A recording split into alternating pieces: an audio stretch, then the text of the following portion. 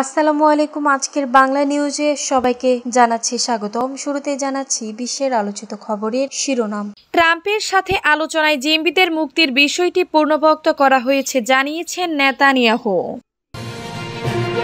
Iran প্রমাণ করেছে একসাথে যুক্তরাষ্ট্র ও ইসরায়েলের মুখোমুখি হতে সক্ষম।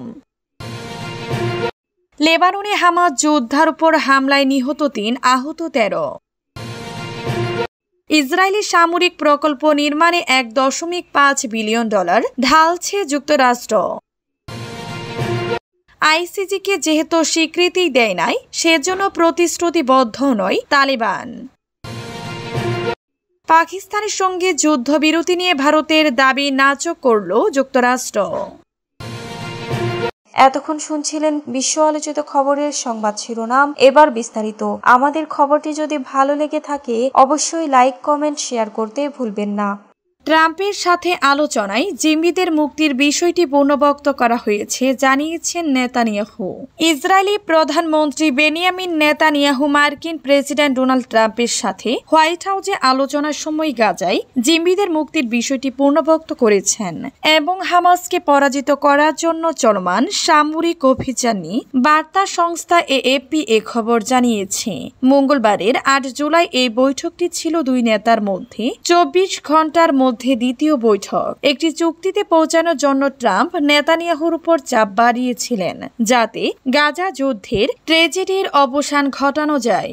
নেতানিয়াহু এক বিবৃতিতে বলেছেন তিনি ট্রাম্পের সাথে আলোচনার সময় ইসরায়েলের উদ্দেশ্যে পুনর্ব্যক্ত করেছেন।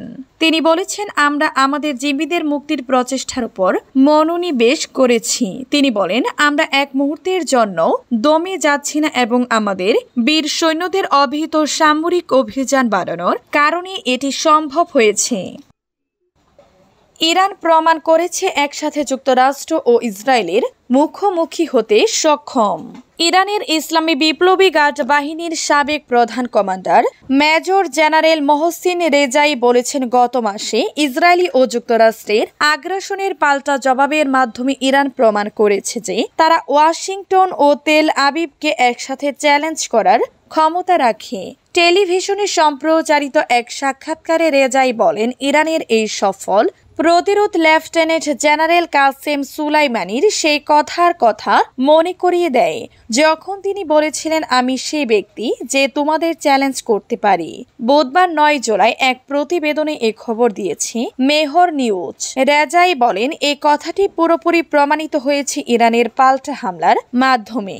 গত ১৩ জন ইসরায়েলি বাহিনীর যুক্তরাষ্ট্রের অভূতপূর্ব সামরিক ও গোয়েন্দা সহায়তায় ইরানের উপর একাধিক বিমান হামলা চালায়। এর জবাবে ইরানের সশস্ত্র বাহিনী দ্রুত প্রতিরক্ষামূলক তৎপরতা শুরুর পর পাল্টা আক্রমণে যায়। লেবাননে হামলা, যোদ্ধার উপর হামলায় নিহত ৩, আহত ১৩। লেবানন জানিয়েছে মঙ্গলবার ত্রিপোলির কাছে এক হামলায় ৩ জন নিহত এবং ১৩ জন আহত হয়েছেন। ইসরায়েলি সেনাবাহিনী জানিয়েছে হামাসের এক যোদ্ধাকে লক্ষ্য করে এই হামলা চালানো হয়েছিল। নভেম্বরে হিজবুল্লাহর সাথে যুদ্ধবিরতির পর উত্তরে এটি প্রথম হামলা। বৈরুত থেকে বার্তা সংস্থা এএপি এ খবর জানায়। কাতারে ইসরায়েল ও হামাসের যুদ্ধবিরতি আলোচনা এবং গাজা উপত্যকায় ৫ ইসরায়েলি সৈন্য নিহত হওয়ার পর এই হামলা চালানো হয়েছে, যা এই বছর ফিলিস্তিনি ভূখণ্ডে ইসরায়েলি বাহিনীর জন্য সবচেয়ে ভয়াবহ দিনগুলোর মধ্যে একটি। নভেম্বরের যুদ্ধবিরতি সত্ত্বেও ইসরায়েলি লেবাননে তার হামলা অব্যাহত রেখেছে। মূলত হিজবুল্লাহর লক্ষ্য বস্তুতে আঘাত করেছে, তবে মাঝে মাঝে হামাসকেও লক্ষ্য করে হামলা চালিয়েছে। ইসরায়েলি সেনাবাহিনী জানিয়েছে তারা গোয়েন্দা তথ্যের ভিত্তিতে পরিচালিত এক হামলায় মেহরান মোস্তফা বা জোরকে হত্যা করা হয়েছে। তাকে লেবাননে হামাসের অন্যতম প্রধান কমান্ডার বলে অভিহিত করা হয়। ইসরায়েলের সামরিক প্রকল্প নির্মাণে $১.৫ বিলিয়ন ঢালছে যুক্তরাষ্ট্র। মার্কিন সরকার ইসরায়েলে এক বিশাল সামরিক নির্মাণ প্রকল্প হাতে নিয়েছে, যার মোট মূল্য $1.5 বিলিয়ন বেশি।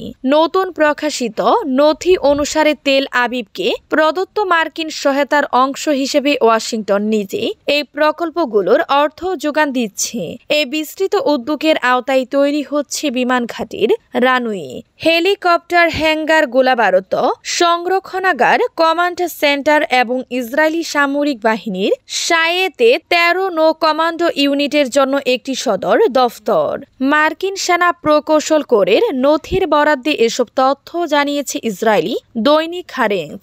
এই প্রকল্পগুলোর অর্থ সরবরাহ করা হচ্ছে বারাক ও ওবামার আমলে 2016 সালে চূড়ান্ত হওয়া বার্ষিক $3.8 বিলিয়ন সামরিক সহায়তা প্যাকেজ থেকে। আইসিসিকে যেহেতু স্বীকৃতি দেয় নাই, সেজন্য প্রতিশ্রুতিবদ্ধও নয়, জানিয়েছেন তালেবান। ইমারতে ইসলামিয়া আফগানিস্তানের বেশ কয়েকজন ঊর্ধ্বতন কর্মকর্তার বিরুদ্ধে গ্রেফতারি পরোয়ানা জারি করেছে আন্তর্জাতিক অপরাধ আদালত আইসিসি এবং খুব শীঘ্রই তাদের বিচার প্রক্রিয়া গুরুতর ঘোষণাও দিয়েছে সংস্থাটি। তাদের এই সিদ্ধান্তের তীব্র প্রতিক্রিয়া জানিয়েছে তালেবান কর্তৃপক্ষ। ইমারতে ইসলামিয়ার মুখপাত্র মোল্লা জাবিউল্লাহ মুজাহিদ সাফ জানিয়ে দিয়েছেন, আমরা তথাকথিত আন্তর্জাতিক অপরাধ আদালতকে স্বীকৃতি দেই নাই, সেজন্য তাদের প্রতি আমরা কোনরূপ প্রতিশ্রুতিবদ্ধ নয়। তিনি বলেন, এই ধরনের বিবৃতি ও অভিযোগ ইমারতে ইসলামিয়ার বৈধ ও দৃঢ় অবস্থানকে কোনোভাবেই প্রভাবিত করতে পারবে না।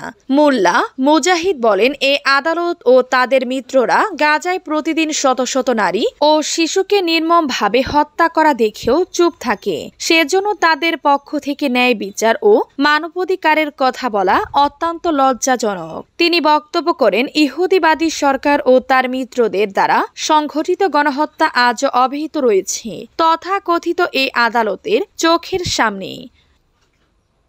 পাকিস্তানের সঙ্গে যুদ্ধবিরতি নিয়ে ভারতের দাবি নাকচ করল যুক্তরাষ্ট্র। পাকিস্তান ও ভারতের মধ্যে সাম্প্রতিক যুদ্ধবিরতি নিয়ে ভারতের দাবি সরাসরি প্রত্যাখ্যান করেছে যুক্তরাষ্ট্র। ওয়াশিংটনে নিয়মিত এক সংবাদ সম্মেলনে যুক্তরাষ্ট্রের পররাষ্ট্র দফতরের মুখপাত্র টেমি ব্রুস বলেন, পাকিস্তান ও ভারতের মধ্যে যুদ্ধ আমরা থামিয়েছি, যা ভারতের দ্বিপাক্ষিক সমাধান এর দাবির সঙ্গে সাংঘর্ষিক। বুধবার 9 জুলাই এক প্রতিবেদনে এ খবর দিয়েছে সামা টিভি। ব্রুস আরও জানান, মার্কিন পররাষ্ট্রমন্ত্রী মার্কো রুবিও এবং ভাইস প্রেসিডেন্ট জেডি ভান্স এ উত্তেজনা প্রশমনের প্রক্রিয়ায় ঘনিষ্ঠভাবে জড়িত ছিলেন। এই বক্তব্য আসে এমন সময়ে যখন ভারতের পররাষ্ট্র সচিব বিক্রম মিশ্রি সম্প্রতি ভারতের সংসদের পররাষ্ট্র কমিটিকে জানান, পাকিস্তানের সঙ্গে যুদ্ধবিরতির সিদ্ধান্ত ভারত ও পাকিস্তানই একসঙ্গে নিয়েছে, এতে কোনো বিদেশি ভূমিকা ছিল না। মিশ্রি আরও দাবি করেন, দুই দেশের মধ্যে সংঘাত সীমিত পর্যায়ে ছিল এবং কোনো পক্ষ পারমাণবিক হুমকির দিকে যায়নি। ভারতের এই দাবিকে ভুল আখ্যা দিয়ে ব্রুস বলেন, সবাই তাদের মতামত দিতে পারে, তবে ভারতের যে অবস্থান এ বিষয়ে উপস্থাপন করা হচ্ছে তা সঠিক নয়।